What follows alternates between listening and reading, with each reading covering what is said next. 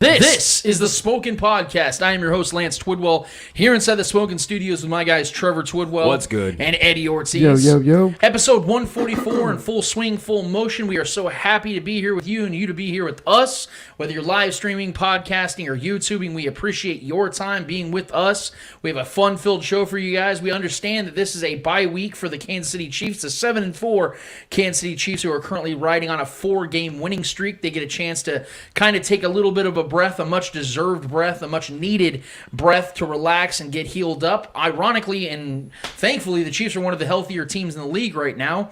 And I think this, regardless, though, in the NFL, when you are playing this long of a season, especially with a 17-game schedule, this is something that is much needed for any team, regardless of what your current injury status is. A team that has been through a lot of ups and downs, a lot of stress, a lot of anxiety, a lot of pressure.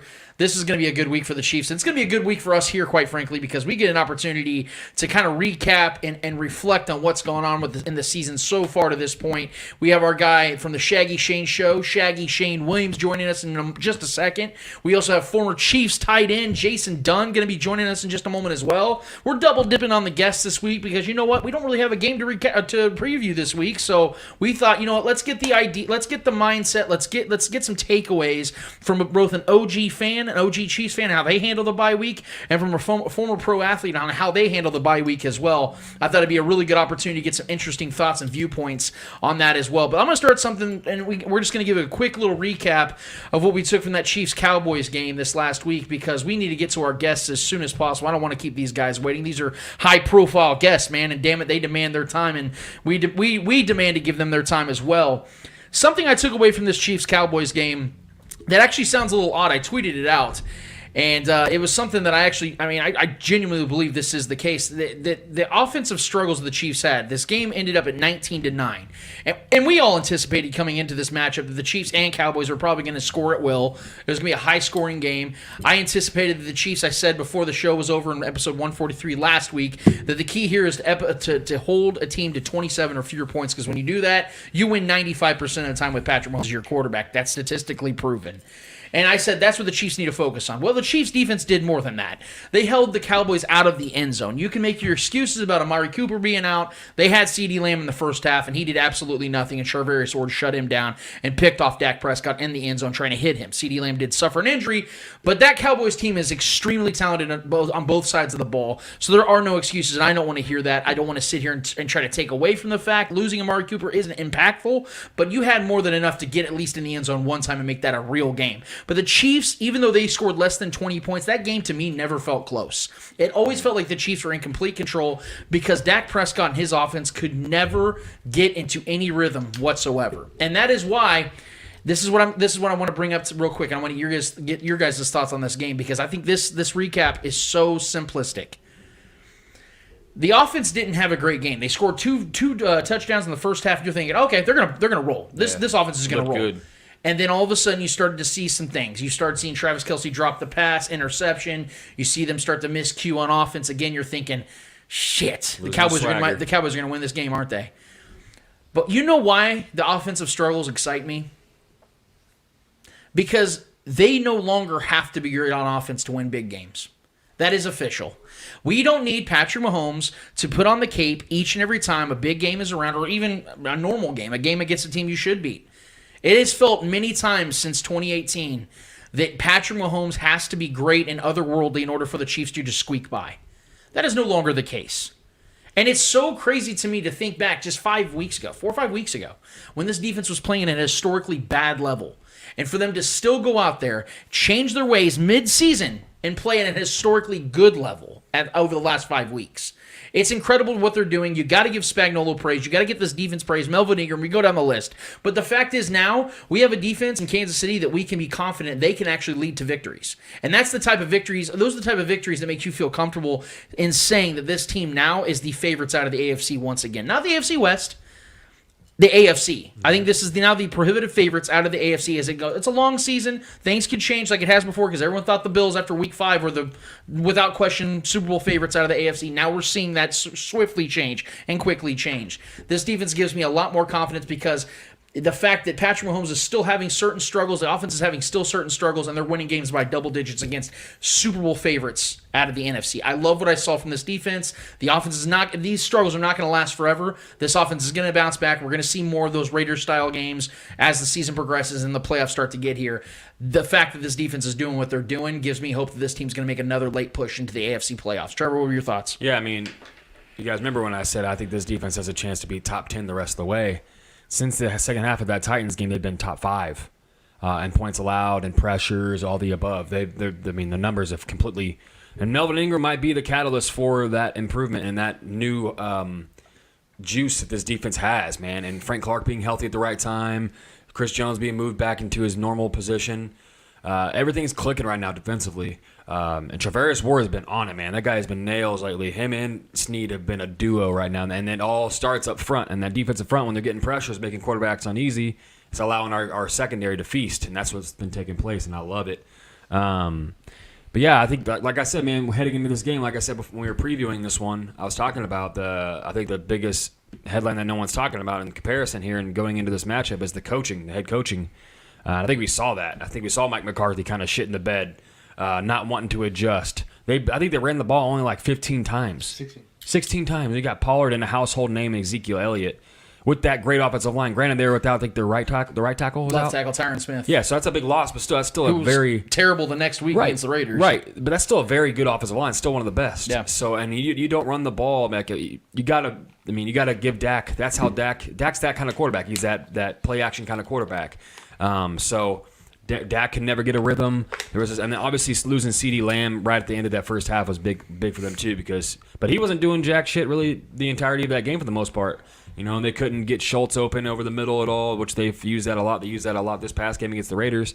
But that defense got shredded by Derek Carr. So I don't really know what to think of the Cowboys right now moving forward. They're kind of, I mean, obviously they need their main 2 targets back. That's going to be helping them offensively for sure. But yeah, as far as the Chiefs go, man, this, like you said, this game never really felt close. We felt like the better team from start to finish, which we were.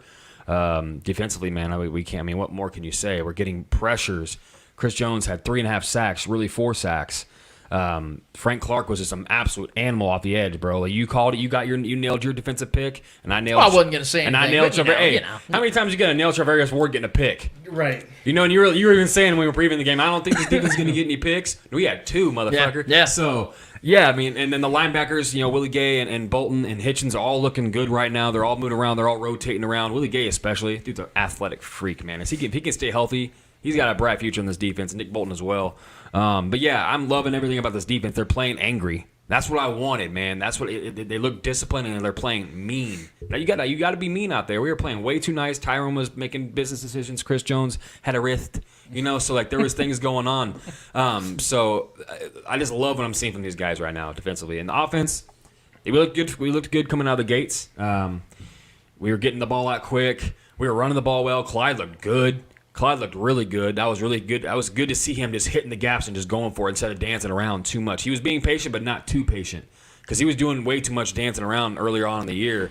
But I think he needs to trust that O-line. That O-line is big, and they love to run block. And I think Clyde's going to eat the rest of the way as long as he can stay healthy. So I'm not worried about the offense. I'm right there with you, especially with the rest of our schedule ahead. We got some teams that we can feast on.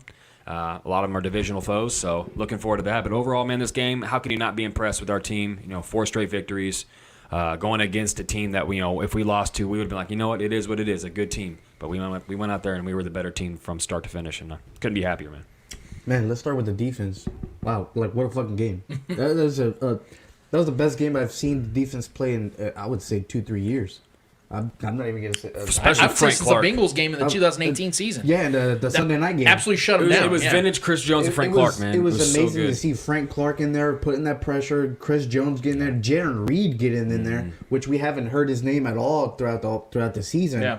I believe he just got his first sack a couple weeks ago. Right. So he's starting to get that pressure in that quarterback. He's starting to become that player that we hoped he would be in this defense. And then Melvin Ingram, holy shit, It's a madman. That was the best addition the Chiefs could have done this season. Brett Veach, get it done.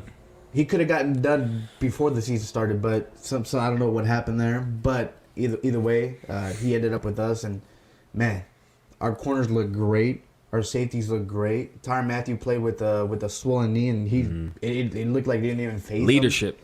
He was leading his men. He was out there. He led that fucking team. Yeah. He led that defense. There's just nothing bad I can say about this defense. The picks, the pressure they were putting on Dak, they made Dak look like a bad quarterback, and he's a great quarterback. And to make Dak possibly elite. To make Dak a fucking bad quarterback this game, Dak Prescott, I believe, came out and said that they got punched in the mouth by the Chiefs. That was just them punching them in the mouth. So that was amazing to see.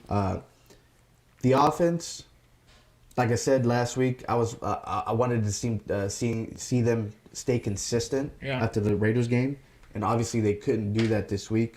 They started off hot, but then they went right back into what we've seen the first 7-8 weeks of football, to the offense that struggles. Mm-hmm.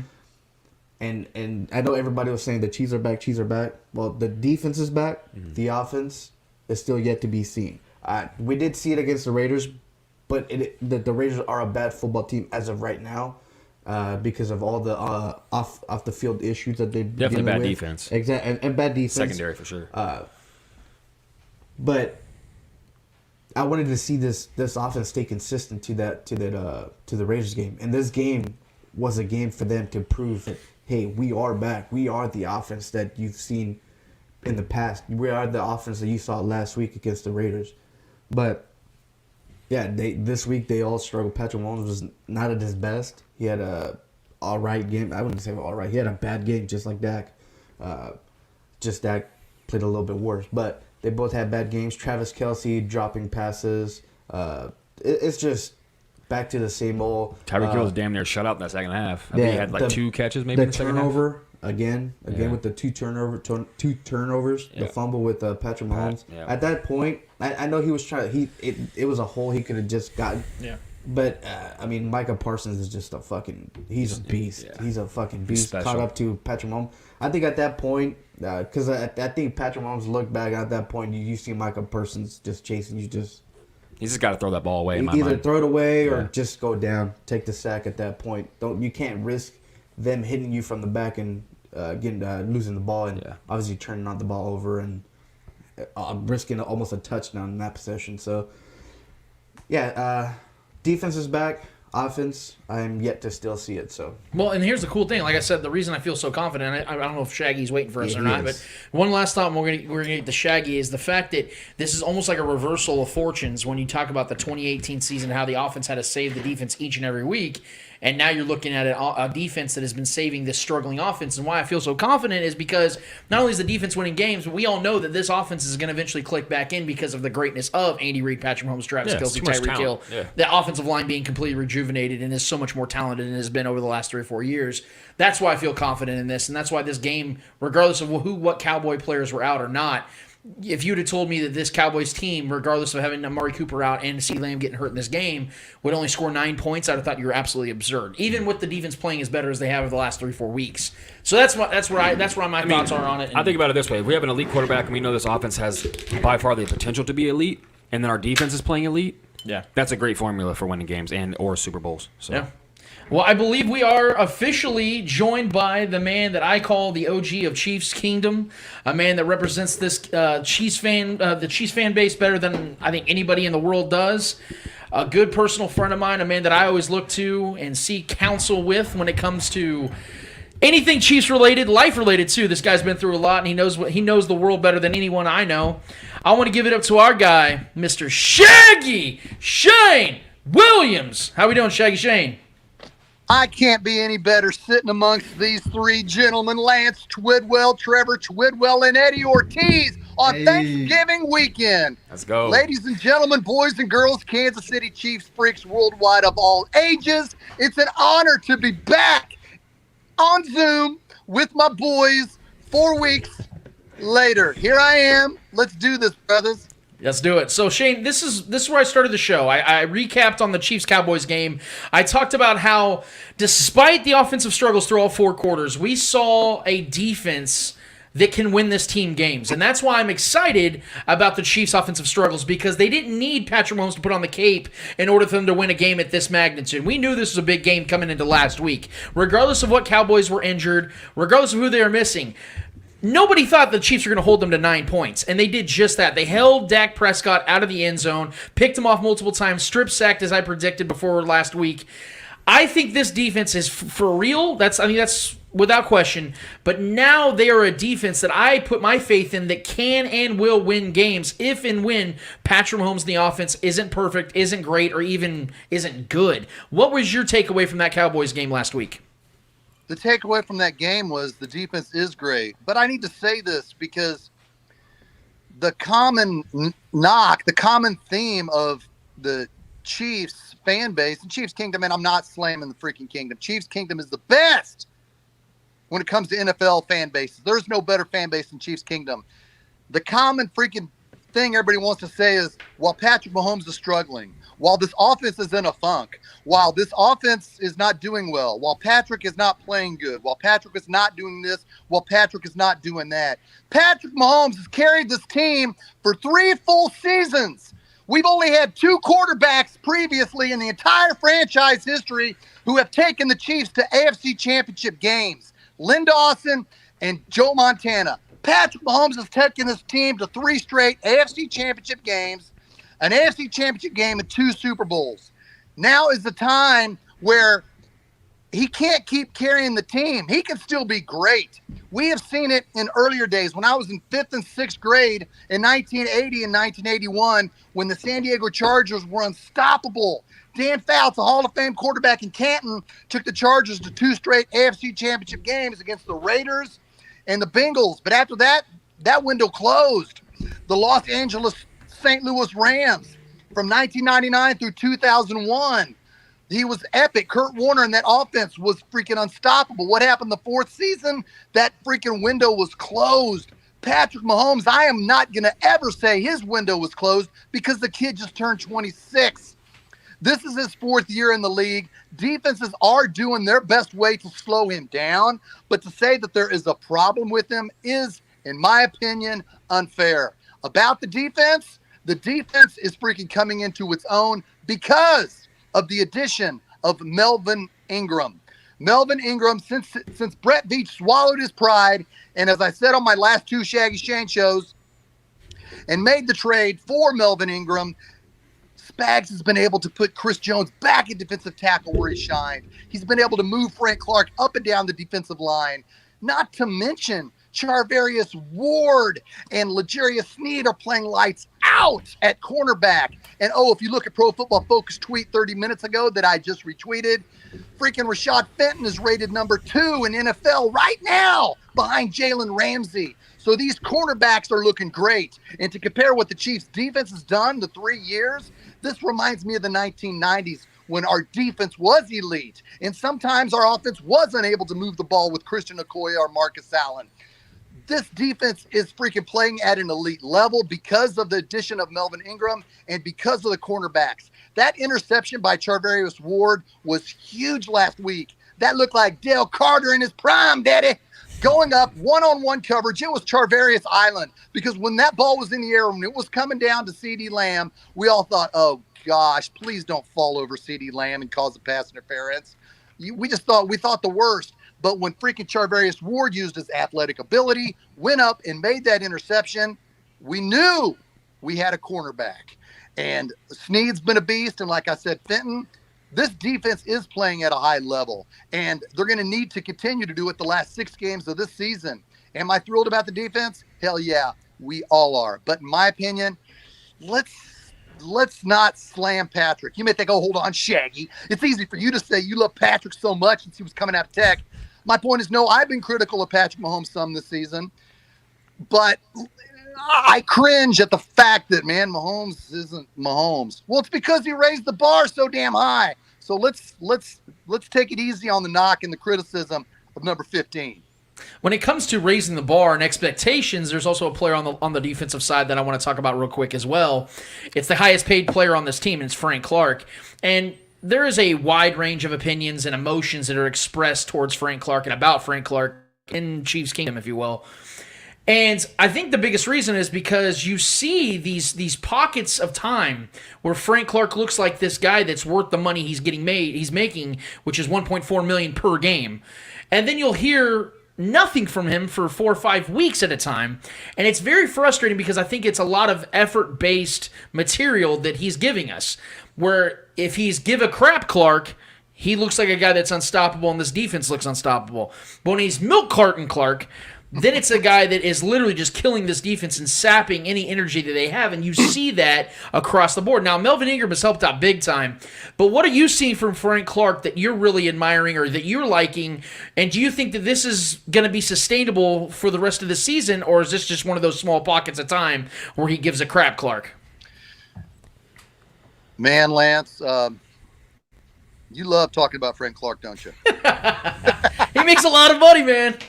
He is the reason the Kansas City Chiefs won the Super Bowl in 2019. You know it, and I know it. If Brett Veach doesn't make that trade for Frank Clark, we don't win the Super Bowl, in my opinion, because he would have had to give that money to D Ford. And where in the hell is D Ford? He's offside somewhere. Right. Specifically to this season and to that specific question, Frank Clark is in one-on-one. He's since, and we're only going to freaking talk about this month, because 4 weeks ago when I was on this show with you, it was rock bottom. It was peaks and valleys of the season, and we were deep in the valley. Tyrann Mathieu was attacking Harold Kuntz and Chiefs fans on social media. Look where we've come in this 4 weeks. And to answer your question about Frank Clark, in the last 4 weeks, with the addition of Melvin Ingram since the Packers game, he's been one-on-one. Spags has had him on the left. He's had him on the right. He's had him on the middle. He's been able to show blitzes. And Frank Clark's playing hungry. I like Frank Clark. I've always been a fan of his. I don't know what's going to happen to him next year. Obviously, if the Chiefs sign him, it's going to have to be cheaper, but we will evaluate that in March. But right now, I love Frank Clark. Who couldn't love Frank Clark? The guy's hungry. The guy has got Melvin Ingram and Chris Jones and freaking Jerron Reed by him, playing on creating matchups for the opposing offensive line. And Melvin Ingram's done a lot for Jerron Reed. Even Eddie just said before I came on, he said, we're seeing a lot from Jerron Reed the last couple of weeks. It's because of Melvin Ingram. And people may think, well, is it because of Terrell Suggs kind of addition? No, I think Melvin Ingram brings more than Terrell Suggs, even though that was a good addition. But to specifically answer that question, I love Frank Clark. He's playing at a high level. Did I think he had an early bad part of the season? Yeah, but he was dealing with an injury, which he always seems to. It's kind of like, hey, if you sign Frank Clark to your team, the first couple months he's going to be dealing with this, that, and the other, but the last couple months he's going to be showing what he can do. Couple more questions for you here, Shaggy. You've been doing this for a long time, and I'm not talking about being an entertainer to Chiefs fans abroad. I'm talking about you've been watching this team. You've been dedicated to this team for many, many years now. You've seen a lot of bye weeks. Now, we know how successful this team has been under Andy Reid and under his tutelage over the last 8-9 years after bye weeks. So I'm anticipating the Chiefs are going to maintain their success that they've been building over the last 4 weeks under Andy Reid after this bye week. But you as a fan, tap into that a little bit. How do you handle the bye week? What do you take away from the first portion of the season, and what are you expecting in the second portion of the season as a fan of this team for the last 30 years? Well, let's take a little trip down memory lane, shall we? We shall. 30 years ago, when the NFL implemented the bye week, do you remember November 1st, 1991? I think, Lance, you were 3, Trevor was 1, so I'm going to think you guys probably don't remember. I don't know how old Eddie was 30 years ago. But on born. November, you were what? I wasn't born. He's a twinkle in the eye. The NFL on November 1st, 1991 had a bye where every single team did not play. There was no football. So you kind of looked at it like, man, there's no football this week at all.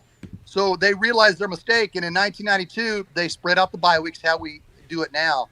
But in 1993, the NFL had every team have 2 bye weeks. So by having every team have 2 bye weeks, there was no second week. There was no bye week for the Super Bowl. So the Chiefs had a bye like week 4 and a bye week 7. And we were happy about having 2 byes that early because Joe Montana was on one of his last legs. But specifically, how do I celebrate the byes? I celebrate it by just chilling with the family. And about the Chiefs, because nobody wants to hear about me. They want to hear about the Chiefs. I think the Chiefs will respond from the bye. They always have. Andy Reid's had a good record coming out of the bye, except 4 years ago when he had to go play Dallas with Alex Smith. But we're not talking about that. For the most part, coming out of the bye, Andy Reid has his team prepared. I like the fact that we're coming out of the bye playing against Denver. I will be at that game, Sunday Night Football, so watch Shaggy Shane post from there. But this bye, I think, is important because of the injuries and the nicks and we've been suffering from. Tyreek Hill has been kind of slow on some injuries. You can see when he's coming up sometimes he's kind of dinged up. Kelsey has been biting his lip on some plays because you can tell he's injured, but it hasn't been known. It hasn't been like you never see Travis Kelsey on the sidelines going, I'm hurt. But you can tell a lot of people that are watching football, something isn't right with Kelsey. So I think this bye comes at a right time, and I can't wait to come out of this bye in style, baby, and freaking address the West by another division championship. Couple more questions for you here, Shaggy, and we're going to let you out of here. And we appreciate your time as always, man. We really do. Because I actually resent the statement that you said that nobody cares about you. Trust me, we care about you, and everybody out there in Chiefs Kingdom cares about you, bro. Trust me, you're a very well accepted and loved man around these parts. But thank you. You're welcome, man. Of course. The least I could do. When it comes to the AFC, I think it's now, at least in my opinion, maybe you disagree, but I don't think you're going to because I know you well enough. I think that the Chiefs now are back to the top when it comes to who the favorite out of the AFC currently is. And it's a long season. 5 weeks ago, we thought it was the Bills. Now it's the Chiefs again, in my eyes. But if you do agree with that, if you do agree that the Chiefs are now currently atop the AFC, we have to ask the question because this conference as a whole is wide open. There is, outside of the Chiefs, in my eyes, no true contender. There's just a bunch of teams beating the crap out of themselves, and we'll see how everything shakes down. Who right now currently, though, is the biggest threat to the Chiefs from getting to their third straight Super Bowl? Baltimore Ravens.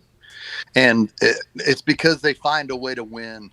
They consistently find a way to win late when they're down, regardless of who's playing quarterback, regardless of who's the running back is, regardless of who's even injured for the Baltimore Ravens. They keep making plays when you think they're done. When you think, wow, they lost that game. Here comes Baltimore. 66-yard field goal attempt, week 4 against Detroit. Okay, yeah, and he makes it. Chicago goes up late on them last week, and you think, oh, man, they lost it. There's no way this nobody quarterback is going to go down the field and freaking make plays happen. Well, who does he hit? The Lizard King. Sammy Watkins comes out of nowhere. Sammy Watkins hasn't done anything the last 4 weeks. The Bears probably forgot he was on the field. He makes the catch, and then next play they score the game winner. So Baltimore is my biggest fear. They got that stud Owen, the defensive end, I think that's his last name. He forced Clyde Edwards-Helaire to fumble the football. There's Owe, yeah. Owe is actually the guy that the Chiefs, or they drafted with the first round pick that they gave for Orlando Brown. Yeah, he's more salt in the wound. That was our pick, but we got Orlando Brown Jr. Yada yada. But it just seems like they have my respect. They have my respect, and I think it's going to be, just my opinion. We stay healthy. Lamar Jackson quits getting ill and getting sick and yada yada. I think it's going to be the Chiefs at Baltimore for the AFC Championship game, and I would love to see it because we had that game won.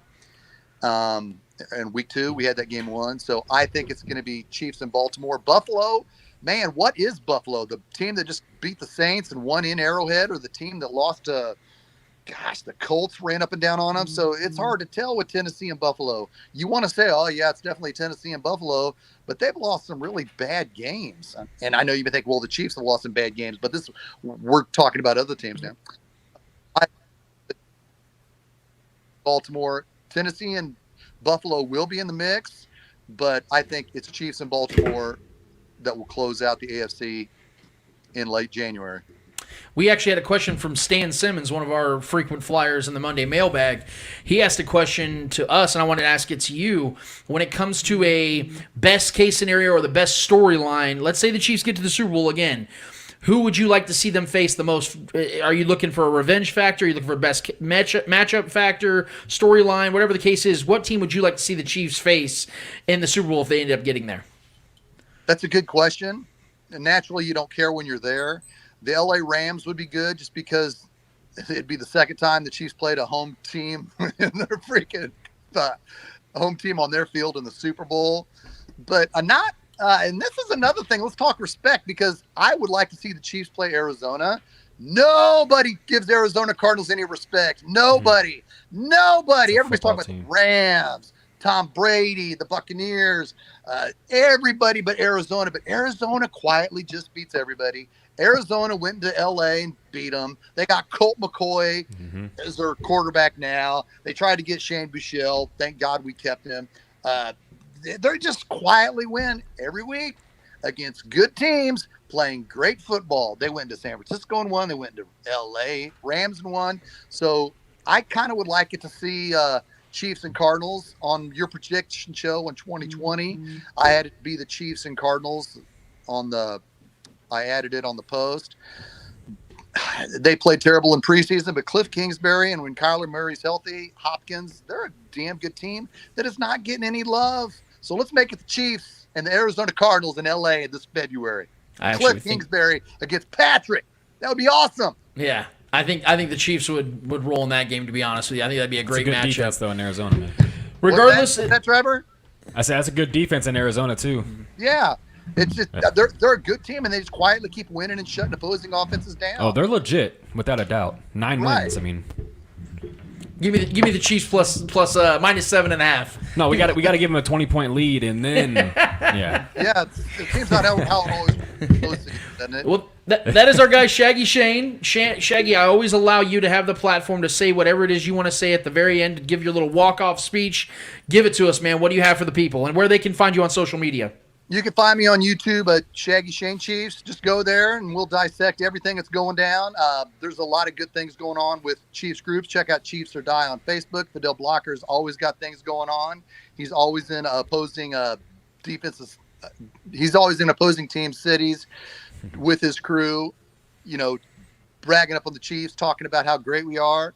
There's a lot of good things going on with the team. Let's be honest, guys, all of us. And I want to thank Trevor for his comeback after we hung up 4 weeks ago in his defense of Tyrann Mathieu. That was a dark time for this season. And as I was talking to Lance privately this week, how this Chiefs team has been in peaks and valleys. And in my opinion, the valleys wouldn't be so deep if Tyrann Mathieu was not going after the media and the fans. But he had a teary-eyed apology. 2 hours after our show was done. Of course, we all had our opinions. Then 2 hours after our show, Tyrann Mathieu apologized. Did he apologize because of me? No. I'm not that. I'm not that Maybe. Delusional. I'm not that delusional. But I'm happy that Tyrann Mathieu did apologize because Chiefs Kingdom loves the dude. We love the guy. We need him. It's important that he just stays the leader and doesn't attack fans on social media, because Chiefs Kingdom has his back even when we are upset about him missing a tackle. We love Tyrann Mathieu. We love the Chiefs, and let's enjoy this ride the last 6 games, because usually when you're 7-4, you think there's 5 games left. No, we got 6 games left. We got 2 straight against 2 good AFC West division opponents right here at Arrowhead Stadium. Back-to-back Sunday night. I will be there, prime time, and I will do my post game there. It's going to be electric just because it is Sunday night football at Arrowhead Stadium. This division is up for the Chiefs to run away with, to take, and the rest of the AFC is ready for the Chiefs, but I believe the Chiefs will be ready for the rest of the AFC. And again, Patrick Mahomes raised this bar so high that it is okay for him to win 19-9. Let's take it easy on the criticism of Patrick. He'll tell you himself he could do better and he can play better. But I love you guys. Have a happy Thanksgiving weekend. Take care, Eddie, Trevor, and Lance. Love you, bro. Love you, man. Thank you so much as always for being with us, dude. And I'm sure we'll talk more today about what we're doing on this bye week, because I'm going to be bored as hell. I mean, we're doing a show here, and this is a blast, but, man, we don't got any material to really go off of when it comes to a preview. This just feels kind of odd, but the show goes on, and you are one of the most important parts of what we do here at the Spoken Podcast. So thank you so much, Shaggy. Hey, Ray, real quick, can I ask a question? Yeah. Who do you real quick question, like tomorrow, Chargers at Denver, Who do you like? I actually like the Broncos. I actually like the Broncos in this matchup only because of the fact that they can run the ball well. They have a decent enough defense to slow down Herbert, and it seems like the last month Herbert's been really struggling to be consistent at all. So I'm going to actually lean more on the Broncos side, but you can always convince me to go with the Chargers, who clearly have the better quarterback in this matchup. Who do you like, Trevor and Eddie?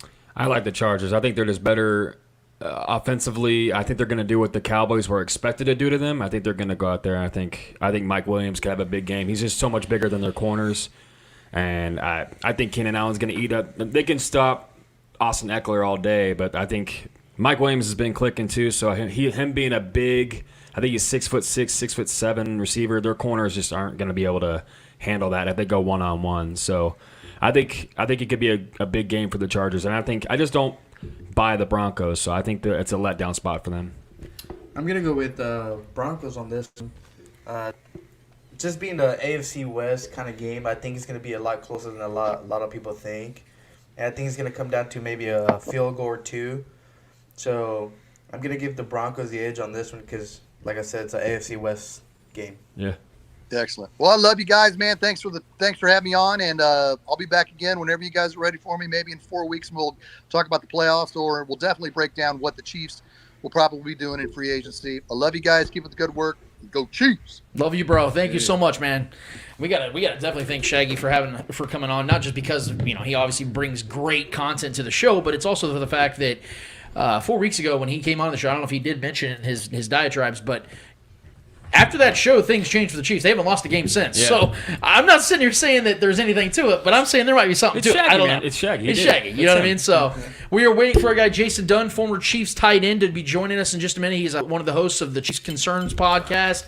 Great show. You guys should be definitely following him on Twitter and just listening to their show, period. Him and Eric Warfield having a great, incredible show that I love listening to each and every week when they post it. But in the meantime, if it's all right with Eddie, I'd like to jump onto the Eddie hour so we can kill some time because we're trying to keep you guys busy too, man. Like I said, it's not a Chiefs week. I know that we still do the Red Friday podcast, the Spoken podcast, all those things, guys. But at the same time, we got to keep the show rolling. Regardless of whether the Chiefs play or not, there's other games to be had. Like my guy Shaggy said, which, by the way, it's not a Shaggy Shane segment unless he's asking us a question to reverse the roles around here. And I really do like that matchup, though. I think that's going to be one of the more interesting matchups because it is in Denver. They're big for us, too. Denver's desperate for a playoff spot. They're still in playoff contention. Chargers are literally half game behind us. The Broncos always seem to surprise you too. Like who thought they were going to win that game against the Cowboys? Let alone go up 30-0. Endless. The Chargers are not, dude. The Chargers have a lot of weaknesses. I think that's a very interesting game. I'm glad Shaggy brought that up. They've been clicking offensively lately. Oh yeah, for sure. The Broncos can run the ball. They have one of the better defenses in football. I'm just saying, man. Just be prepared for that to be a Chargers loss. If they go down early, though, the Broncos wouldn't be able to run the ball as much. And Justin Herbert has been peaks and valleys, man. He's been peaks and valleys. Yeah, we'll see if he can actually stay consistent. Right. So. They've been clicking offensively the last couple weeks. So, again, thank you, Shaggy, for bringing that up because that could have been a very heated debate if we really wanted to break that down because I know that's a good matchup, I want them man. both. Can they both lose, please? I mean, that's what I want, but yeah. Just have them tie. Yeah. Imagine. I don't actually think that helps the Chiefs at all. Yeah. They need some of those teams to lose, damn it. All right. We want the Chargers to lose. They're the better team. What is in the Eddie Hour this week, my man? We obviously played the Cowboys 2 weeks ago, and then we saw the Raiders play the Cowboys here on Thanksgiving Day. What's happened to the Cowboys? What is happening to this team? To put it, like I said about the simplistic recap of that game last week against the Chiefs, they are battling with key injuries. There's no question about it. Randy Gregory's out. Dak's just coming back. Dak's still banged up with his shoulder and leg injury that he's still recovering from. CeeDee Lamb's banged up. Amari Cooper. The list goes on, man. Like, they're not just losing role players. They're losing star guys on both sides of the ball. So that is something that you have to consider. But there's also really bad management.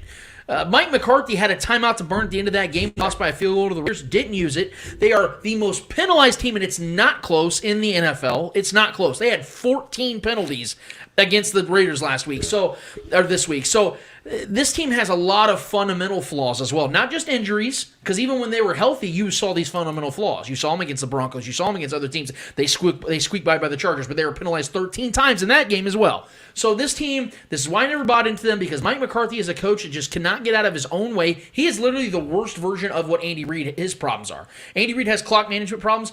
Mike McCarthy is 10 times as worse. So those flaws, they just seem to always haunt you. And when you have a team like this that just really needs leadership and you don't have that, you start to see losses like this start to stack up. Yeah, I mean, simply off, like you said, to simplify it, I mean, they are dealing with a lot of injuries, a lot of missing bodies, important bodies, offensive line, defensive linemen.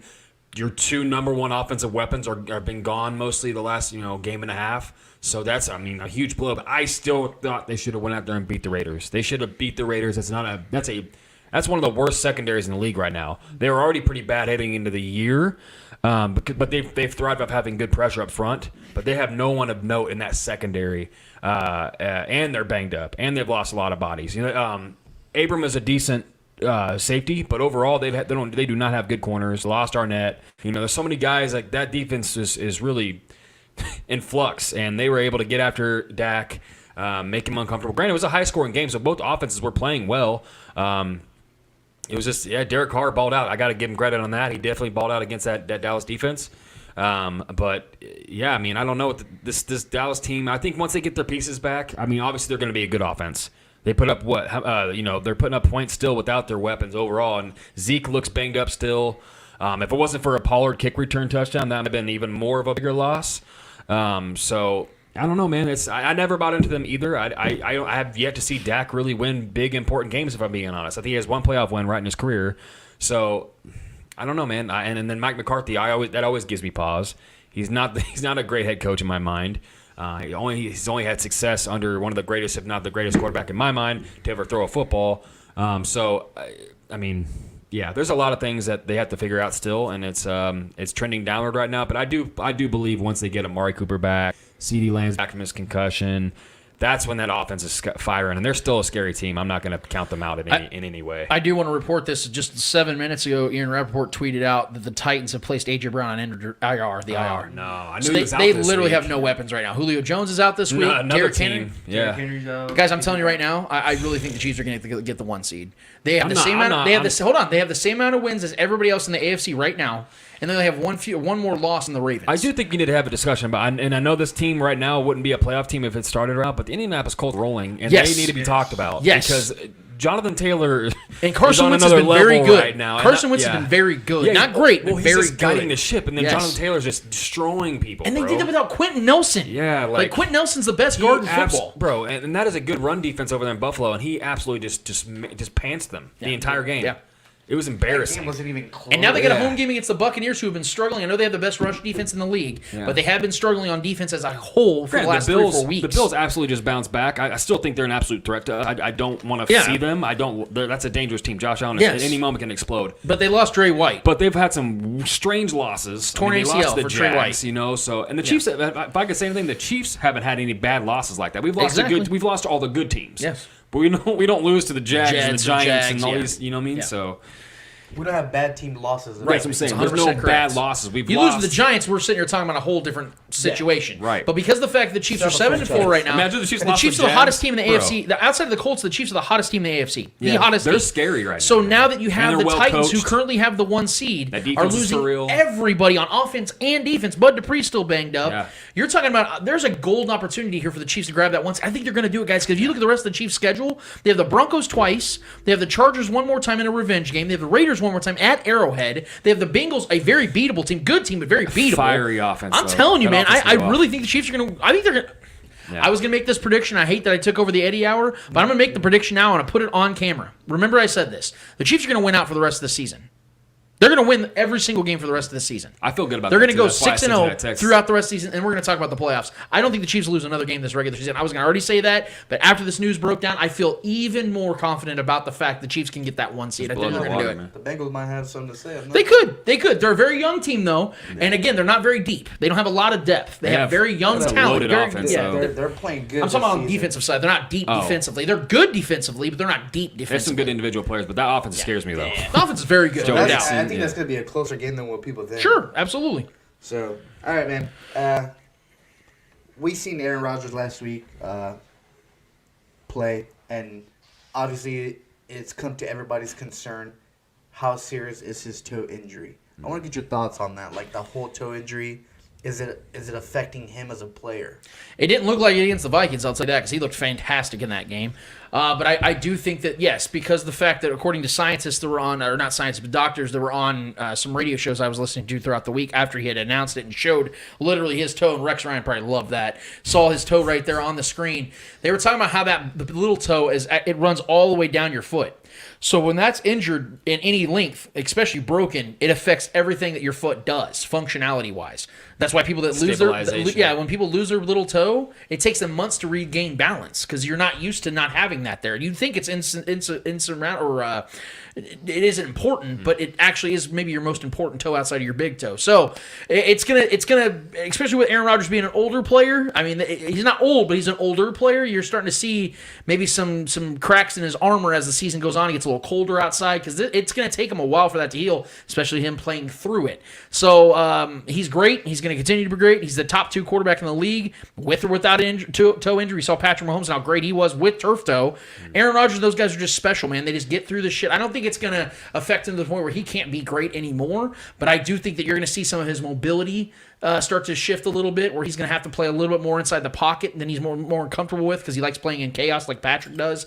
But I do think that it's going to affect him to a point where it can be a deficit to his team's success. But he's still going to be good. He's still going to be great. And of course, that's going to affect him. But if this was like a Peyton Manning or a Tom Brady, your typical pocket passer, that's one thing. Aaron Rodgers, his arm talent is different than guys like that. He has the ability just to literally flicker the wrist, similar to Patrick Mahomes. Like guys like that, like a toe, they don't have to plant their foot all the way and lean into all their throws. They can just be backpedaling and fling that with the flick of the wrist. That they had that kind of talent to where, I mean, we've seen it so many times over and over again. Aaron Rodgers, we've seen him play through injuries. We've seen him have hamstrings and go out there and actually, have a game win, put together a game-winning drive. I think he's going to be okay. He's going to obviously play through it. But I don't think it's toe. I think it's his planting foot too. I think it's on his planting foot, his left foot, I believe. So that's definitely going to affect him. It's going to hurt as he's throwing those throws, but I don't think it's going to affect his accuracy. I don't think it's going to affect his ability to make throws with his arm. It's just going to be a nagging injury that's just going to annoy him probably for the rest of the season. But I think he's going to play fine. I think he'll be all right. All right, next question. Is this the closest the AFC West has ever been? It's probably for the last 10 years. The AFC in general. I would say for the last 10 years. When Peyton Manning got here, it really wasn't close, even though the Chiefs had some good teams. But you knew who was going to be the representation of the AFC every year that Peyton was here. So I'd say it's probably since 2011. I would say so because the Chargers were really good back in 2011. The Chiefs were terrible in 2011, and the Broncos were good enough to get to the division. It was still there was no great teams in the AFC at that time. So I'd say for the last decade, this is without question the closest it's been. You had the Peyton era and then the Mahomes era, the Chiefs won 5 straight AFC Wests. So yeah, it's been a solid decade since it's been this close. Yeah, before Peyton got here, because it was the Peyton show when he got here. No one was touching the Broncos. But yeah, since Pat's been here, it's been the Patrick Mahomes show, and we've been we've been pretty much running the table in this division. So yeah, it's exciting. I prefer it this way, man. I like it this way when it's a neck and neck race, and it's every divisional game is extremely competitive. It just makes it for a more tense, fun experience when you're watching the game. Obviously, it feels good and relieved to get the victories at the end of these games, but it's definitely. I think the AFC, like I said, I think the AFC as a whole is completely neck and neck from top to bottom. I mean, like we're talking about the Colts not even being a playoff team right now, but they're a team that's rolling right now. One of maybe the best running back in the league right now. So yeah, AFC West for sure is tight. Everyone's within a game and a half of each other. So especially what happens with this Broncos Chargers game, that can shake some things up too. So and the Broncos defense is for real. The Chargers offense is for real. The Raiders are a scrappy fighting team. So everyone has to be respected in this division, and it's just more fun that way. But yeah, it's definitely tight. The tightest it's been since recent memory. All right, that's an interesting question on Twitter and on sports media. All this week is Josh Allen an elite quarterback? I'm gonna get your thoughts. See, the thing about elite quarterbacks to me is it always differentiates. I don't think that you're just elite quarterback just because you've been elite before. It's very much what have you done for me lately scenarios when it comes to elite quarterbacks. And I'll be honest, I don't think at this current time Josh Allen is an elite quarterback. I think he is definitely right below elite quarterbacks. To me right now, as it currently stands, I think there's only 2 elite quarterbacks in the league. based on how they're playing as of late. I think it's Patrick Mahomes and I think it's Aaron Rodgers. And you can differentiate as to who's one, who's two. It doesn't matter. I think those are the only two current elite quarterbacks. It fluctuates to me. Russell Wilson is almost always an elite quarterback, but he's had a finger injury. He's no longer right now an elite quarterback, but he's normally there. Deshaun Watson when he plays. Tom Brady has been throughout the years. But right now, as it currently stands, I don't think Josh Allen is an elite quarterback because of the fact that it's so funny, and I don't want to delve off into this, but it is funny how he's having all these turnover issues. He had 5 interceptions in his last 3 games. No one's talking about him being broken. And it's funny because that tells you the difference between him and Patrick Mahomes, Lamar Jackson and Patrick Mahomes, any of these other quarterbacks and Patrick Mahomes, because it's only a story about these turnovers when it's Patrick Mahomes turning the ball over. These guys are doing it. It's a slump. Oh, it's no big deal. They're winning games. It's fine. But that's not the same story or narrative when it comes to Pat. That tells you the difference between these two quarterbacks and what we expect from them on a weekly basis. So, no, I don't think Josh Allen currently is an elite quarterback. If you asked me this question last year, and I think we talked about this, I think he was elite last year. His numbers and the way he was playing, that offense, the way he was playing, it was a scary team. You can't really. They haven't looked the same this year. They've had moments of greatness this year. I mean, obviously they just blew out the Saints. It's a good defense. So that was an impressive win. But this team is, like you said, peaks and valleys. This teim is the definition of that. I mean, you lose to the Jags and you're blowing other teams. But they've had maybe the easiest schedule in the league, and he's still struggled against bad teams. So right now he's not elite in my mind. I think the word elite gets thrown around a little too easily, honestly, in the NFL. And to be an elite quarterback in the NFL, that's like a list of 3 or 4 maybe. And for me, it's like, the Patrick Mahomes, the Aaron Rodgers still is very much elite in my mind. People have tried to say Dak Prescott's elite. I haven't bought that yet. I think he's arguably up there, but I think Josh Allen for me is like in the same boat as a Dak Prescott. I think they're in the same kind of tier. Russell Wilson has not been elite this year. He's been pretty bad this year. He's obviously been elite the majority of his career. He's clearly not happy in Seattle. He wants to get out. Yeah, they look bad. So yeah, I mean the list is very short. You should not be getting just thrown into the elite category. People were trying to say Justin Herbert and all this shit last year where he's elite. No, like elite is like there's a top tier and there's the tier right above the top tier. It's only a select few. I said too. Aaron Rodgers, Patrick Mahomes. Look, Josh Allen has all the capabilities. He's huge. He's very athletic. He can run. He has a cannon for an arm, but he struggles with accuracy a lot of times. And he's kind of a turnover machine. Kind of has been. I mean, outside of last year, he kind of has been that. But no, he's not elite. No, not yet. All right, let's go into basketball real quick. I want to get your thoughts on the whole LeBron James situation where he got 1 game suspension. What are your thoughts? What are your reactions? I honestly didn't have a problem with it just because of the fact that the league has to be consistent with these things. But I will say this. If Isaiah Stewart didn't act the way he did afterwards, there's no suspensions with either one of them. They can have a little bit of an argument and a disagreement, and LeBron should have been ejected for it. I will agree, because he did make contact with his face, and they have to be consistent. I don't believe he did it intentionally, but it happened. You have to call that a flagrant 2. It's how the league is. You got to protect players so these fights don't ensue. Well, Isaiah Stewart then saw some blood, tasted some blood, and saw blood after that.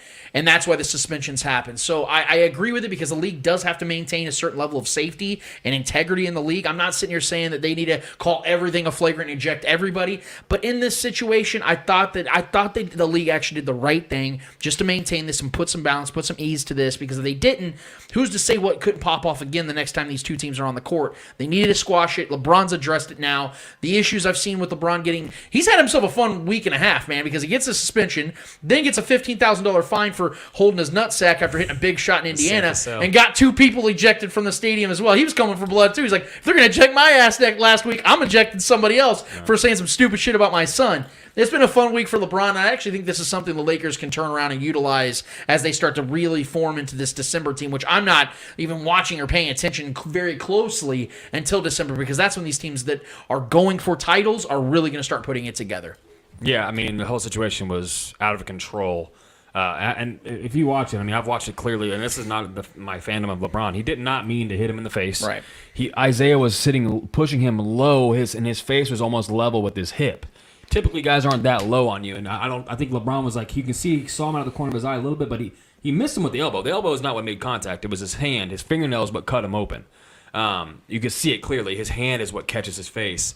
And I think Isaiah, obviously, when he saw the blood, the instincts kicked in. The caveman came out. You know how it is whenever you get in a fight. Like when we were kids or something, one of us noticed that one of us is bleeding. We're like, oh, hell no. I got to make you bleed now. Yeah. It's an instinctual thing, so I get it. he was absolutely out of control, and he has a track record of this already in the league in his young career. He's tried to fight with Blake Griffin, numerous other players. He's kind of a goon type of guy, which most teams need a guy like that. The Rodmans and the Scott Pollards and all. There's always those goon dudes. So that's kind of what his role is. But he got this time, and LeBron didn't actually even mean to do it. I think LeBron definitely meant to push him off, but I don't think he meant to catch him in the eye and make him bleed. This is a scary situation, man. That guy was a one-man wrecking crew. He was a giant individual. He looked like Jonathan Taylor against the Bills last week. Running over bodies, and they try to run around the tunnel and come out the other side. Like, bro, give this man a Xanax or something. It was ridiculous. But, yeah, I haven't seen something like that in a while. That was pretty crazy. But, yeah, I mean, LeBron was at fault because he did do it. It was inadvertent in my mind, but he did do it, and he paid the price, man. He got suspended. And LeBron, I don't remember the last time LeBron's ever been suspended. That's his first flagrant 2 in his career. That's his first. Yep. He's never had a flagrant 2 Never before. been ejected. That's what I'm saying. So you got to give LeBron the benefit of the doubt. Oh, no, he's been ejected one other time. It was for yelling at a ref. No, that's his first flagrant 2 in his career. Yeah. That's how biased the NBA is? Fuck. He's just never been that guy, man. Jesus, he was such a pussy. All right, man. Adding to what you were talking about, we're heading into December, where you said NBA teams are championship teams are starting to pick it up. So my question was, should Lakers fans be worried about this Lakers team not performing to what they should be performing? Normally, if a team was playing like the Lakers were and they didn't have the veteran experience and, quite frankly, the superstar talent they have, I'd say, yes, you should very much be worried because we're now, 22, 23 games into the season? I would say normally yes. I don't because the fact I don't say that for the Lakers yet because of the fact that LeBron missed half of the season so far. He's missed 10 games, I think 10, 11 games so far. So and they have a losing record without him. They have a winning record with him. I think this team, just pay attention in December. You guys know me. I'm usually the knee-jerk guy. I'm usually the one that's quick to, no. This is a team that I very much believe, guys, by Christmas, you're going to go, damn, they just won 6 straight games. Damn, they just beat this team. Damn, LeBron just had another 40-point triple-double. That's what's going to start happening. I truly believe this team's looking at this as a long game. LeBron's been utilizing regular seasons like this for 4 or 5 years now, where he just kind of matriculates himself into the season, kind of eases his way into the season, and then he looks like LeBron again. And outside of a couple injuries last postseason, they'd have been in the finals again. So that's what's going to happen. That's where I'm at. I'm not worried yet, but if it's December 23rd and the Lakers have a losing record or they're 500, you're damn right I'm going to be worried because that's the time of the year where teams like this really start to, okay, guys, let's play some real ball now. Let's get some shit together. I think that's what they're going to do, but I'll be worried if that's the case at that time. I am worried about this team. They don't have an identity yet, and their defense is terrible. Yeah. And that's what they've been known for the last couple of seasons is their defense. AD is still an elite defender, but overall, Russ has been bad defensively. Carmelo is an absolute liability defensively when he's out there. He's a great shooter, but when he's not shooting and making shots, he's damn near pointless when he's out there. Literally. I mean, yeah. I mean, I watched the triple overtime game last night against my Kings, and those old guys were just gassed. I mean, great, it's triple overtime. Most people are going to be gassed, but if they get into a bad a matchup with a younger, fiery team, that's hot or something. I mean, we saw it last year with the Suns. They got completely destroyed. It's a different situation, but at the same time, I mean, we can talk about long game, but I mean, are these guys? This is an old roster, man. Like they're a feisty older roster, but like I just haven't seen like who they are. Like right now, they're a bad team. I mean, they're just not. LeBron, I'm not worried about LeBron individually. He's going to get his numbers. LeBron's going to be great. Playoff time, LeBron can turn it on and guide a team to at least the conference finals. I'm not doubting that, but the Warriors get Clay back. There's the Suns are rolling. I think 15 straight wins. There's a lot of hot teams around the West, and I don't know. I am worried about it. I am worried about it. Are they going to find an identity? Because this scenario is a little bit different. It's an entirely revamped roster. They don't have a lot of young, fiery guys off the bench. The rotation hasn't really been completely available. Trevor Ariza hasn't sniffed the floor yet. So, I mean, I am worried right now. I'm not going to doubt that they can turn it on, but as of right now, that Lakers team is not a good team. They're just not. LeBron's going to have his big blow-up games here and there. AD's going to have his big blow-up games here and there, but they got to put it together as a unit. And I just have not seen that yet. So, I mean, my Kings were without Harrison Barnes, our number one player overall. And De'Aaron Fox was out there just doing whatever he wanted to do against that defense, and that just can't happen. I mean, the Kings are a bottom team in the West still. So, I am worried about them, to be honest. I do want to announce real quick. We've been getting a lot of breaking news today. We kind of knew about this coming, and it's unfortunate, but we did hear that former Chiefs legend and 2013 Pro Football Hall of Famer Curly Cup has passed away due to pancreatic cancer, issues with pancreatic cancer. Very sad. There's no question about it. I didn't get the pleasure of watching Curly, but I've heard the legend of Curly. I've seen videos of Curly, and I've actually met him in person a couple Chiefs times when I was very young. Yeah. Very sweet man, and it's beyond sad, and I don't want to not mention that on our show. It's something that I felt was necessary as soon as I saw it. So our love and our hopes and our wishes, our best wishes are to his family. And obviously if there's anything that we can do here, we're here to help, and just best to them, man. And I really hope they get through this because this is very rough, man. So in that, Eddie, do you have anything else in the Eddie hour? Yes. All right. Last question, actually. Are the Warriors officially a title contender team, or are you still waiting to see, like Trevor said, like an identity or something? What are they going to be like when Klay Thompson comes back, or do you think this team is a title contender this season? I don't know how, and again, I don't want to sound like a hypocrite here because I'm sitting here telling you guys I don't want to overreact to something that's happened so far this season. I don't want to say that on the flip side either. But because of the fact that, one, we do know what the Warriors' identity is. It's Steph Curry. It's the shooting. It's the prowess. It's the greatness of Steve Kerr and his drawing up plays and things of that nature. Because Steve Kerr is 100% a Hall of Fame head coach. There is no question. This dude can make the Hall of Fame in 3 different ways. GM, head coach, and player because of all the success he's had. But I will say this, that this Warriors team, the reason why I'm so confident they are a title contender, and I do believe we'll probably be at the Western Conference Finals this year at some point this year, is because of the fact that this team's already won. They have the guys in place that have already won multiple championships together. They've been to 4 finals together. And Steph Curry is still at the peak of his powers. And when you have the greatest shooter in the history of the NBA, with Klay coming back, with Draymond Green still there, with Steve Kerr's tutelage, how the fuck can I sit here and say they're not? Because if they're not, who is? Honestly, everyone just assumes the Nets are getting there. That team hasn't done shit together yet. They look worse than they ever have as a collective. So help me understand who then is a championship contender, because the Warriors clearly are, because right now, outside of maybe the Suns, there is not a better team in basketball than the Warriors right now. Yeah, I mean, they're absolutely. I've been watching a lot of stuff this year. It's creepy. It looks like prime unanimous MVP Steph all over again. He is to the perimeter what Shaq was in the paint, man. It's just something that we will never, ever see again. So it's special, and I enjoy watching it. But, yeah, they're without a doubt a contender. When Klay gets back, this team might be the favorite in the West. And that's over the Suns. I think I would pick them over the Suns for sure once Klay's back. That defense has actually been sneaky good, too. Andrew Wiggins has been playing good ball. Jordan Poole has been a great addition. He's finally coming into his own as a relief player, or even sometimes in the starting 5 as a good scorer opposite Steph. But Klay is going to take that spot once he gets back, and this team is deadly, man. It's a scary. They're very balanced. Been playing good defense. They play a lot of small ball. But I do have guys like that can come in and play if they wanted to play bigger. They have a great rotation. That's Steve Kerr all the way. I mean, he knows how to put together great rotation. He rotates like 15 guys like every night. So he just knows how to keep his guys rolling, keep everybody's confidence up, and then obviously when Steph's hitting from 40. The confidence the team is going to be fine. So, I mean, yeah, they're a scary team, man. They're a scary team. It's a great offense and a solid defense. I mean, that's not much more you can ask for with the leadership of Steph.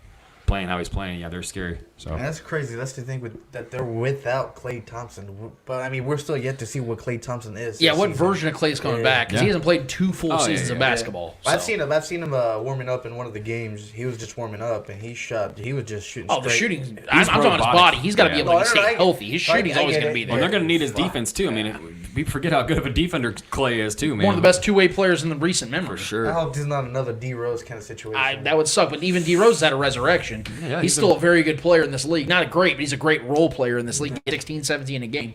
So if that's the kind of Klay you get, that's good enough for this team to win a title. Yeah. With Steph Curry being able to do what he does, Draymond and those young cats playing the way they're playing, with what's his name, Weissman doing what he's doing, man.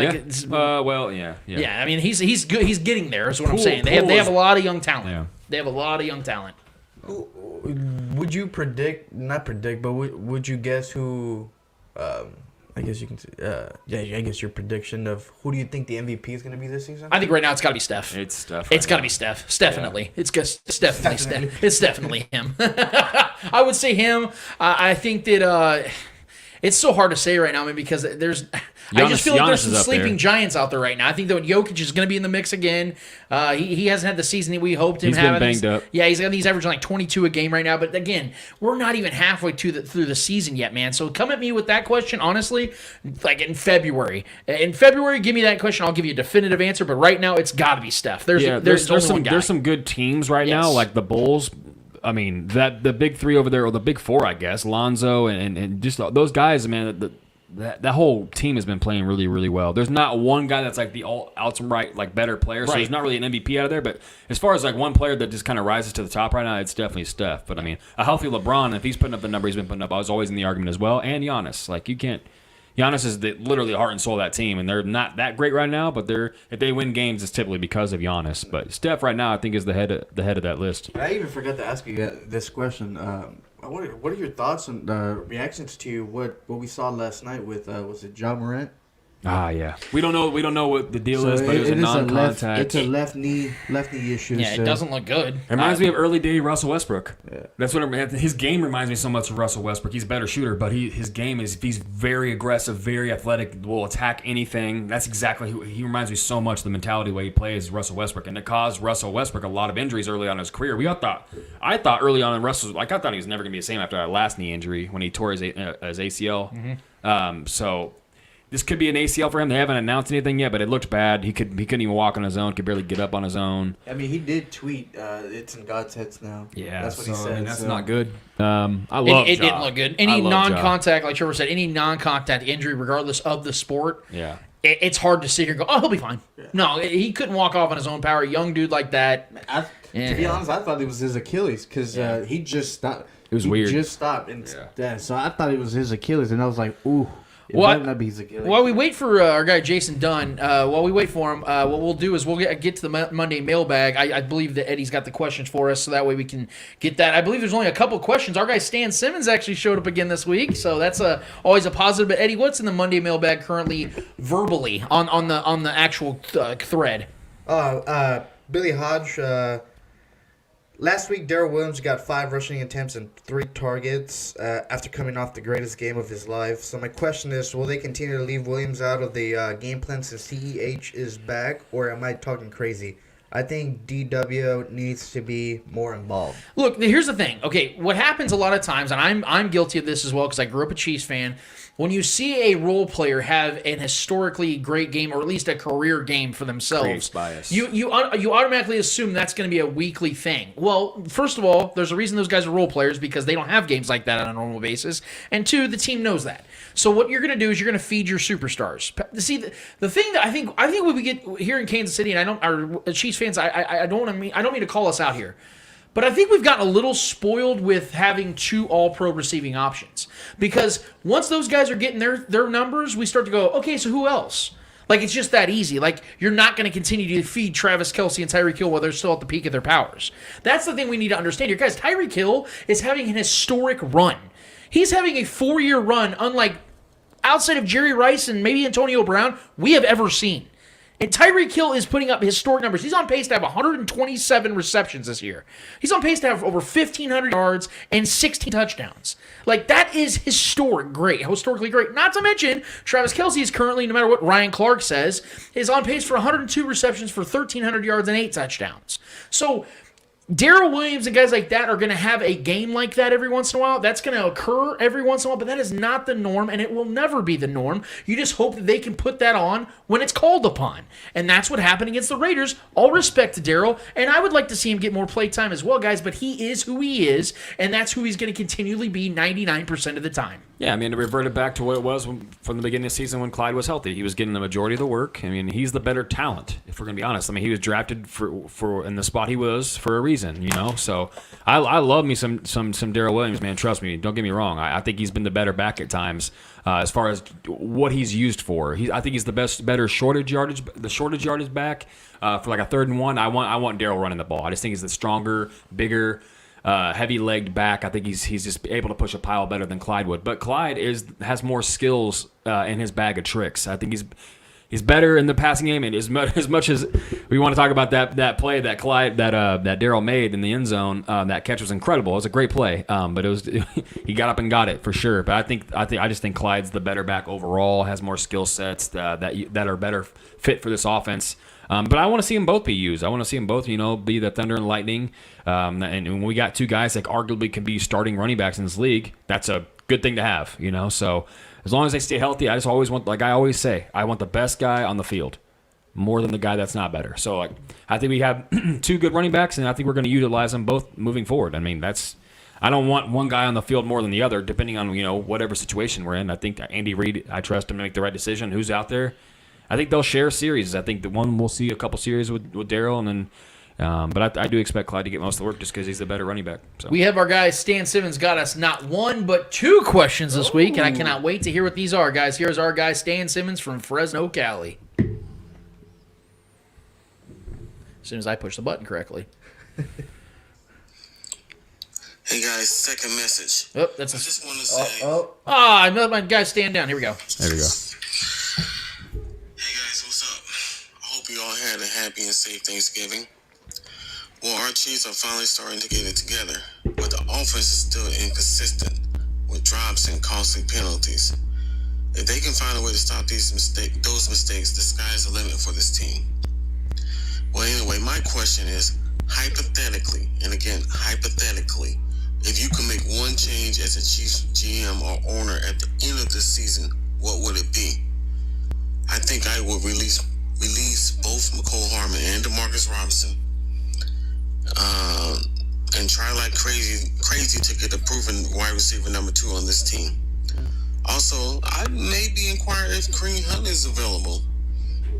What say you guys? That's a great first question, so I'll keep it there, and then we'll get to that second question in just a second. Stan Simmons always brings the heat, man. When it comes to the turnover situation, yes, it's very frustrating, and I can't put my finger as to why that continues to happen. I think it's just mental lapses. I think it's just judgment issues. I'm still not overly concerned. As crazy as that sounds, as late as we are into the game when it comes to this season, I'm still not overly concerned this team's going to have that issue in the big pivotal games later in the year and in the playoffs whenever this happens. I'm not. And until they do, I will sit here and give this team confidence they'll find a way, because that Raiders game was the biggest game to date before the Cowboys game. Obviously, they had 0 turnovers and put up 41 points. I think this team will focus and re-engage and deal with these issues they continue to have with the turnover battle. When it comes to the changes I would make, I would tend to agree, because you guys know that I'm no longer on the McCole bandwagon. I would like to see them either maybe trade him off or do something like that, because we also saw him only play 12 offensive snaps and not even do punt returns last week against the Cowboys. That's huge. That says something about this Chiefs team's faith in him. So I'd like to see them move off of him as well. D-Rob, he'll be a free agent, so they don't even need to worry about that. Don't even bring him back. God knows I'm sick of that shit. When it comes to the changes I would make, I would still say no matter what Frank Clark does for the rest of the season, I would still like his contract off the books, because he's going to make over $20 million next year. That's a lot of cap hits. Anthony Hitchens obviously is going to be gone. I would like to see the Chiefs utilize the money they would reallocate through Anthony Hitchens and Frank Clark being off the books and get themselves a top-tier pass rusher. A guy that's out there that's looking for money. I don't know who that guy would be yet, but I'd like to see them go and get a guy to help facilitate that stress, that worry, because Melvin Ingram won't be here next year either. He's old. He's going to probably get himself one last stand, one last big paycheck somewhere else, probably on a non-contender, but he gets himself a nice little payday he earns off of a team like the Chiefs. I would like to see somebody next to Chris Jones that's in his mid-20s, mid to late 20s, gets himself a nice little contract with the Chiefs and give the Chiefs what they've been looking for out of Frank Clark on a more consistent basis. That's what I would like to see them do with that money as well. And on the draft, I know that's far away, man, but I would really like to see the Chiefs double down on the defense again, make this defense elite. Yes, double down. Get that defensive line stacked. Add another linebacker. Do something like that. Add somebody in that front seven, both in free agency and in the draft. Man, I'd love to see them attack the defensive side full-fledged in this next draft in free agency. Those are the ones I'd like to do. Yeah, I mean, I'm actually kind of locking step with Stan. I think I would love to see us clear house in the wide receiver, clean some house in the wide receiver room, bring in a couple guys, of note. There's going to be some free agents this offseason. Shit, maybe bring back Albert Wilson. I like having guys like that. Albert Wilson was always a good contributor to this offense. And we've seen him and Patrick Mahomes have, I was early Patrick Mahomes days, but in that Broncos game, just having a guy that already knows the offense, is a good slot guy, has a burst ability, just random guys like that. Because what we're getting on McCole, and I think Pringle's going to be here next year. He's a fan favorite. He's been the best wide receiver 3 on this team so far. And he costs nothing. He costs nothing. Yeah, and he's really good with the ball in his hands, man. We've seen it. He's been far better. Did you guys see my stat yesterday? So, Deshaun Jackson, formerly released Deshaun Jackson of the Rams, who's now with the Raiders, has more yards, hear me out, guys, more yards in his last 4 catches than McCole Hardman has in his last 4 games. Yeah. The McCole Hardman thing's over. And just to add to Stan what he said about Kareem Hunt, you guys know I've never given up on my guy Kareem. Yeah. I would love to see the Chiefs and him reconcile. They would go nuts if we got him back. He will be off the books next year for the Browns, so if they want to move off him with Dearness Johnson emerging and Nick Chubb being paid, I think that Kareem's probably the stalemate There's going to here. be a lot of teams. Oh, yeah. I don't think he'll be back in Kansas City, but my God, would I love that. Man, that'd be amazing to see that story come back. But I can see the Raiders trying to poach him, too. Yeah, one can only hope. He'll probably get paid somewhere. So, yeah, Kareem Hunt, obviously, I think we're all in agreement here that would be great to get him back and have him with Clyde. My goodness, that would be a duo right there. But, yeah, I think adding a wide receiver and then, yes, getting Frank Clark, as much as we love how he's playing right now, getting him off the books next year and then drafting damn near all defense in the draft next year. I would love to see that. Just go berserk and get some edge rushers, get some, some another linebacker because Hitchens will be gone, so we're gonna need some depth. I do believe in the youngsters we got right now, but going full defense on the draft next year would be great. So yeah, I'm right there with you. Yeah. What would I do? I would definitely get rid of Mecole Hardman. Either find a trade option or just completely cut him from the team. Yeah. I don't think he's the answer that the Chiefs were looking for when Tyreek Hill's situation was going on. Another move that I would probably do is I'll agree with you. I think I'd get rid of Frank Clark. Not because he's not a great player, but because it's too much money. He saves up money, and with the freeing up money with letting go of Mecole Hardman, Robinson, and Clark, you can add another edge rusher. Well, I think we all agree that Tyron's probably gonna be back next year now, right? Because I feel like before I felt like he might have put a nail in his coffin with that whole situation. Yeah, but no. But he's gonna be a lot more expensive this time around. He's gonna be a lot more expensive. But we need him, man. We'll see what the Chiefs come up with. Yeah. I'm sure Brett Beach will give him a $130 million contract. I'd pay Tyreek this offseason. Year 5 owing him like $100 million. Yeah, no shit. Knowing how Brett Beach does his contracts, it wouldn't surprise me to see Tyrann Mathieu back. We can let Tyron test the waters, test the market, but that's the problem, though. Somebody else would pay him more than the Chiefs would. Absolutely. Yes, maybe. And I mean, you can. Who's there's a lot of teams with better cap space than the Chiefs. I can see the Panthers going after him. I can see. I think Chandler Jones is a free agent next year. And you have Von Miller free agent next year, and then obviously a couple more players. There's some aging guys. But I mean, Chandler, I would be on board with, but you have to pay him money. If you're, let's say you go in there and win this year, and next year you want to go back and kind of like run it back, they're veteran experience, and I mean, I wouldn't be opposed to it at all. Right. But I mean, we'll see what Von Miller does with the Rams. Can he stay healthy? We'll see. Yeah. But yeah. All right, second question from our guy Stan Simmons. Here we go. This time I promise it's the second question. Here we go. Hey guys, second message. I just want to say this is the best time of year for us sports fans. I mean, the MLB playoffs and World Series just ended. You got the NFL season coming down to the home stretch and the beginning of the NBA season all at the same time as the holiday season kicks in. My question is, what's your favorite time of the year? Eddie, you can also include the World Cup tournament or kickoff to the Premier Leagues too. My favorite time is from Thanksgiving until the NFL championship games. I wish I didn't have to go to work or do anything during those months, but sit on the couch. Well, anyway, what's your favorite time of the year? You guys take care and be safe. You know what, Stan? You take care and be safe as well, man. We always appreciate your contributions around these parts. Yes, and I hope everything's going well for you this holiday season, bro. Because I couldn't agree more. This is my favorite time of the year as well. As a avid Chiefs football fan, Yes, this is. I don't know how I could sit here and say, yeah, it's springtime. When baseball, is starting to warm up and it's just starting off and there's no football. No, how could I do that? What kind of psycho would I be? I know Eddie's an avid soccer fan, so whenever the World Cup's around every 4 years, I know that's his favorite time. But for me, man, it goes without question. This is the time, dude. This from October. Honestly, I'm gonna be selfish. From October to February, the beginning of February. That whole section is my favorite time. And I'm with Stan. I wish I could just lounge around, not do shit. Just honestly, that's what I do for the most of the time when I'm not doing what I normally do. But outside of that, yeah, there's no question in my mind, bro. This is the peak time of the year every single year. It's tradition. It's what we love. It's what we consume. It's what we talk about on the show each and every week, man. So I'm in lockstep like Trevor was earlier with Stan Simmons in this one. So great question, Stan. That's my time. Yeah, I'm right there with you. My favorite sport is basketball, so NBA is in the thick of it right now. I'm the kind of NBA fan that I'll watch Pistons and Pelicans. I'll sit and I'll watch from start to finish. I love basketball. So that basketball is like right in the thick of it. Baseball just ended. Not a big baseball guy, but I do love the atmosphere of playoff baseball. It's definitely a great, just an atmospheric feel of the year. It's kicking into the fall season. Obviously, I'm a fall guy. So I love this time of year. Definitely, yeah. From middle October to the end of February, Super Bowl, NBA playoffs, the NFL playoffs, and NBA playoffs are kicking, getting nearing each other around the similar time. So yeah, there's not a better time, man, in sports for me, especially as a Midwestern American. Enjoying the fall weather and enjoying the middle of the NFL season, the NBA season getting hot and heavy. Yeah, for sure. For me, it's the best time of year.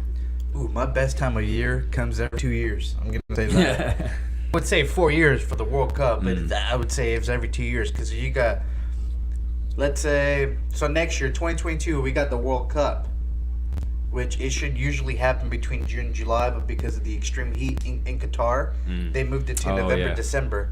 So November, December next year, this month next year, we'll officially have the World Cup, which is the best fucking time, and you're gonna have it during the holidays. It ain't nothing fucking better than that. And then 2 years after that, it's the Copa America and the Euro, the UEFA Euro Championship, which is the European tournament, and then the South American tournament. By far the greatest tournaments in between World Cups. And having that shit every 2 years, having the World Cup, and then 2 years after that having the Euro and the Copa America, and then 2 years after that having another World Cup, and then 2 years, it's the fucking best time of the year.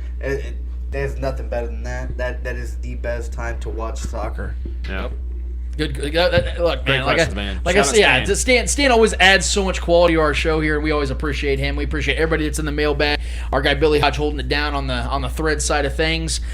We have our guy Jason Dunn. I believe he's going to be here in just a few minutes. So let's go ahead and move to the last segment. We're all about versatility here at the Spoken Podcast, man. Let's go and do that thing that we call Hold This L. Each and every week we hold our shows down with a series of L's in the world of sports, whether they're friendly or not friendly. We promise you, whoever's holding those L's deserve those L's. Mr. Yo, Eddie Ortiz, who's holding the L for you this week? Is it F1?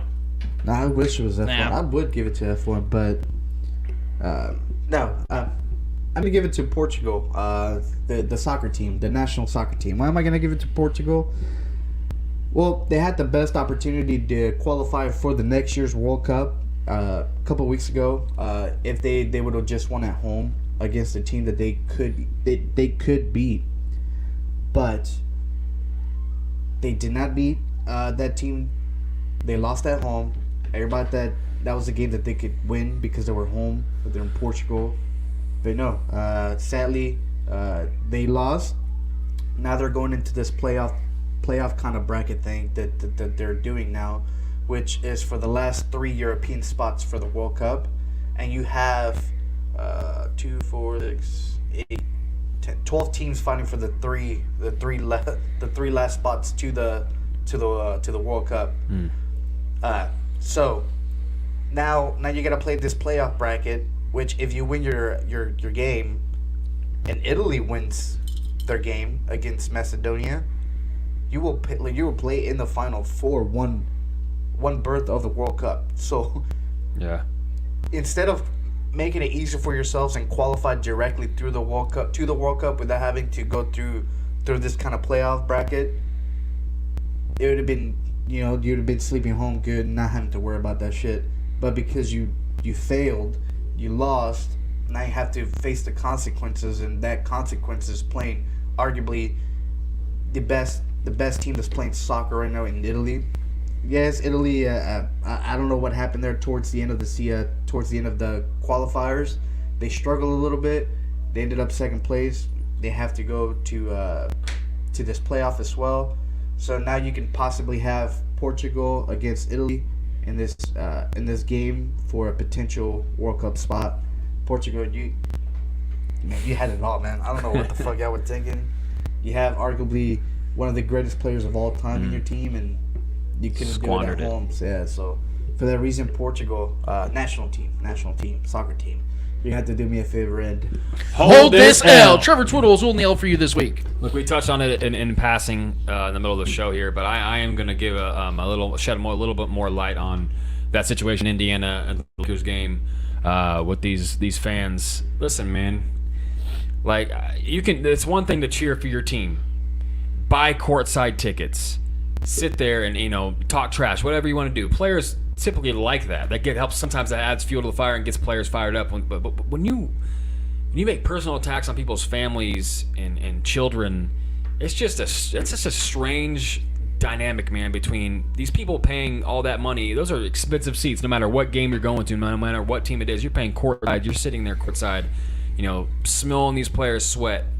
You're going in there to enjoy that atmosphere in that moment, and you're gonna say the worst thing you could possibly say and talk about LeBron James' child, talking about you hope he dies in a car crash and he's a bitch, and you're talking about a 9th grader, a 10th grader. Like, what are we doing here? That's some strange shit. And then LeBron finally points them out and tells the ref, these people said this and this and that, and then they eventually get stood up and escorted out of the building, and then the woman wants to have the audacity to do the crying face thing, like she's pouting, like she's like basically saying LeBron's a big baby. Like, bro, that's the thing I'm talking about, man. Like, it's so strange when like fans think they have, and let them meet LeBron in a back alley somewhere outside of a bar or something and say that to him. Like, come on, man. Like, it's just the faux bravery that a lot of these fans have. We've seen it numerous times, like Russell Westbrook pre-game kicking fans out because they're telling them dance, boy, dance, and all this shit that's going on. Like, it's just. And it always tends to be similar types of people that pull this shit, if we're being honest. Like, there's a trend here. So, like, it's a bad look. It's embarrassing for me as a fan. Obviously, it doesn't represent me, but, like, there's a purity, man, to, like, fans talking trash to players. But when you cross on lines like that, that's just, like, it becomes inhumane. It becomes dark, and, like, there's a dark level to fandom, man. And, you see it in all fan bases. But, yeah, I mean, that's just crossing a line. And so I know we kind of skimmed over the show a little bit, but I just wanted to kind of address it. And hopefully those people get banned from that stadium. They haven't been announced of that yet. But, like, you can't say stuff like that, man. You can't talk about someone's child like that. They weren't even talking about LeBron. They were talking about his child. Like, they went immediately for the – it's just strange. Wishing death on them. It's just bizarre. So for that, Indiana fans, not in general, but those individual Indiana fans and all the fans that feel brave because they're surrounded by thousands and thousands of people, do me a favor and hold this L. Well, I'm glad you brought that one up because I didn't want to be the guy to talk about that because I feel like that's such low-hanging fruit for me. It is. There wasn't much for me to look at. Yeah, I don't see him getting banned from the stadium or the arena, just for the simple fact that. I think if this was more of a racial issue, and I'm not trying to say anything bad or anything. Anything you say can be is bad. It's Indiana, so no. But I'm saying if this was to be a racial issue and all that stuff, yes, I think they would have gotten banned on the spot. But because it's more of a, I guess they consider more of a trash talk. Yeah. Than it is racial. Wishing death on your child. No, it's still but you see what I'm saying. The racial and trash talk is completely different. Yeah. I see. I would. Yeah, that's not trash talk. That's. Yeah, it's still you're trash talking his family. You're wishing other shit, but it's still. I don't see that as I think that's right. a separate category from trash talk. That's like. It's different when you're talking about people's kids and stuff. It's had that's nothing to next do with level. the game. That's like, next level. It was just out They nowhere. knew what they were doing, and they were probably, like I said, they're probably rich kids that their dad bought the tickets. They don't have an appreciation of that actual situation and scenario. So they probably just looked at it as you're our entertainment, you dance for me, boy, type of thing. That's what it looked like to me. And when they got embarrassed, it's always the same when type of people. When they got embarrassed in front of 18,000 people, they try to show him up when he was in there saying, "No, man. At the end of the day, we're all human beings." And like Trevor said, in a different set, you wouldn't even look LeBron's way, let alone say some These shit. fans that are brave, sideways. man. Remember Kyrie had that drink poured on him and all Yeah. that shit? Like, bro, Well, that shit. The popcorn was it the popcorn? Well, no, somebody spilled a. It was pop. That was popcorn. on The Kyrie. Russ. No, Russ. Russ the got the popcorn. drink spilled on. Oh, that was Russ. Because people know they get a reaction out of it. Yeah. People know they get a That's reaction out of it. It's bullshit, unfortunate. bro. See, like It is. that shit's fucked up. Like that's like there's. I guess there's a line. Yeah, I get it. There's alcohol involved, and people aren't making the best like decisions. to cross that but- line. Yeah. Well, my L's going to go to people that deserve it and have been deserving all year long, and X-Factor? it all. Why not? Let's throw him in there. Instead, fuck it, let's do it again. He's been Every irrelevant week, for about a week. Let's get him back into the news. We need to get a plaque in the background. Just He doesn't L get of enough the- attention L of the year. apparently. So we had Thanksgiving games, man, and we know that the Lions and Cowboys unfortunately have to play each and every year, and the Lions, of course, played like shit. So I'm not even going to address them, but we had 38 million people watch the Cowboys versus Raiders. That's the highest by far Thanksgiving game viewed ever. Yeah. 38. Those two huge million fan bases. people. I told you that was going to be. And they had 28 penalties. And wait, and like Darren or Will, what's his name? There's several. Warren Sharp, a writer for the. I always forget what he jumps around a lot. But Warren Sharp calling out NFL officials on Twitter, talking about, "Hey guys, we appreciate all these flags you throw." 38 million Americans watched a confetti party where the referees made it about them as opposed to an awesome game that it ended up becoming. How many times we saw scoring drives just completely depleted due to horrific calls and penalties? Like, I get it. They have a tough job. But you cannot sit here and tell me there were that many penalties deservingly thrown in that game, where you had that many penalties to be called. It was absolutely absurd. And I even thanked it on Twitter. I said, "Hey, I really appreciate all these casual fans," because I guarantee you about 16 to 20 million of the people that watch the game were casual fans. They saw that. They're like, "Why the hell would I continue to watch this?" That only hurt the NFL. And I don't know how the NFL is okay with the stance that the representation is taking when it comes to how they're officiating these games. I mean, we even had former officials calling out, and this is something we never see, former officials calling out some of the performances they've been seeing, in particular that day, from their own peers. That tells you there's a real cultural problem with officiating, man. We have guys like Tony Corrente bumping into Marsh and then throwing the flag and showing them up. This is not a 1 week issue, guys. This is a league-wide issue that's gone on all season long. And for that, we got to pay our dues and say, NFL officials, do me a solid and hold this. You can follow him on Twitter at NFL officiating if you want to give him some shit. Trust me, I do every Sunday. They blocked me. You did something right then. This was kind of a fast-paced show. We apologize for that, guys. We had a lot to get to. We tried to double dip our guy Jason Dunn. He's been very busy, man. He has multiple shows he does. He has a lot of different things and a lot of charity events he takes care of. He's actually, I just talked to him, guys. We're locking him in for next week because we're going to talk about the bye week, how players deal with the bye week, and we're going to talk about how he got prepared for Broncos games because I'm really excited for this Broncos-Chiefs game that got flexed to Sunday night. We're going to talk to Jason Dunn, man, because he played in a lot of Chiefs-Broncos games. He was here for 8 years. That's 16 Broncos games he got to play in, guys. I cannot wait to talk to our guy Jason Dunn about that next week. So lock it in. But for Shaggy Shane, for Clay Windler, the great Clay Windler, just got back in town, is going to take care of our show on the production side of things. For Trevor Twidwell, for Mr. Yo Eddie Ortiz, I am Lance Twidwell of the Spoken Podcast. Episode 144 is done, finished, finito. And until we're back here for episode 145, talking about the Chiefs Sunday Night Football game against the Broncos, we out of this bitch.